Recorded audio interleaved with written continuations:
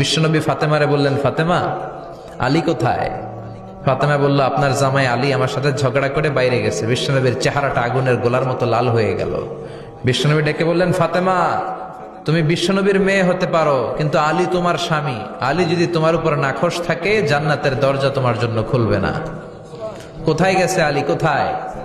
বললেন যে মসজিদে নববীতে গেছে। বিশ্বনবী যে দেখলেন বালির উপরে আলী শুয়ে আছে।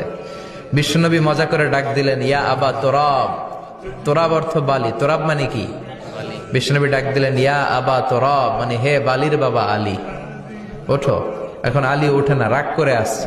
বিশ্বনবী এদিক দিয়ে তাকায়, আলী ওইদিকে তাকায়। বিশ্বনবী ওদিকে আসলে আলী এদিকে তাকায়। মনে মনে করে, এতক্ষণ আপনার মাইয়াই গুতাইছে, এখন আপনি গুতাইতেছেন। বিশ্বনবী যাই বলল, আলী রাগ করো না, ওঠো, তুমি আমার চাচাতো ভাই, আমার ঘরেই তো তুমি মানুষ হয়েছো। ঘাপটি মেরে হাতটা ধরে টান দিলেন। সাইয়েদনা আলী উঠতে বাধ্য হলেন। বিশ্বনবী কারো হাত ধরে টান দিলে ওই লোক বসে থাকতে পারে? উঠে গেলেন, ঘরে নিয়ে আসলেন। নিয়ে এসে বিশ্বনবী খাটের মাঝখানে শুইলেন। ডান দিকে শোয়ালেন আলীকে, বাম দিকে শোয়ালেন ফাতেমাকে।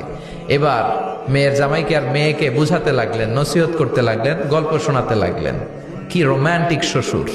এরকম রোমান্টিক শ্বশুর পৃথিবীতে দ্বিতীয়টা খুঁজে পাওয়া যাবে? সুবহানাল্লাহ পড়েন। বিশ্বনবীর কাজই ছিল ঝগড়া লাগলে এরকম মিলায়া দেওয়া। কি করা?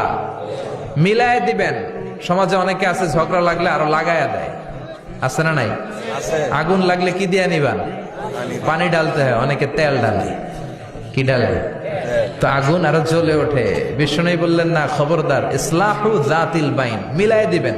স্বামী স্ত্রীর ঝগড়া মিলায় দেন, ভাইয়ে ভাইয়ে কোপাকুপি মিলায় দেন, এলাকায় এলাকায় গ্রামে গ্রামে মারামারি না লাগাইয়া মিলায় দেন। জান্নাতে আপনার ঘরটারে বড় করে দিবে কে? আল্লাহ।